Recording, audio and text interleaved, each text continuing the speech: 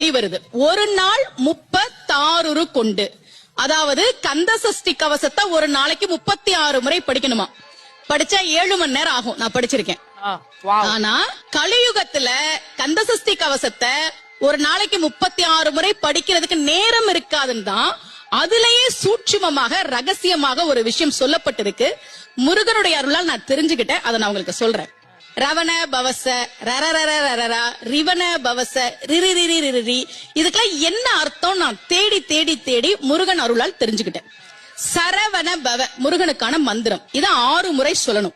இப்ப சாவ தூக்கி பின்னாடி போட்டீங்கன்னா ரவண பவச, அத 6 முறை சொல்லணும். இப்ப ராவ தூக்கி பின்னாடி போட்டா வனப வசர, வாவ தூக்கி பின்னாடி போட்டா நபவ சரவ, இப்ப நாவ தூக்கி பின்னாடி போட்டா பவ சரவண, பாவ தூக்கி பின்னாடி போட்டா வசர வனப. ஒன்னொன்னையும் 6 முறை சொன்னா 6 × 6 36 வரும். இப்படி சொன்னால் 5 நிமிஷத்துல சொல்லிடலாம். கந்த சஷ்டி கவசத்தை 36 முறை சொன்ன பலன் கிடைக்கும்.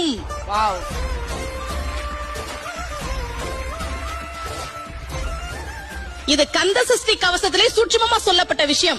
விஜய் தொலைக்காட்சி மூலமாக உலகெங்கும் இருக்கக்கூடிய முருக பக்தர்களுக்கு இந்த செய்தி போய் சேரணும் அப்படின்றதுக்காக நான் இதை தெரியப்படுத்துறேன்.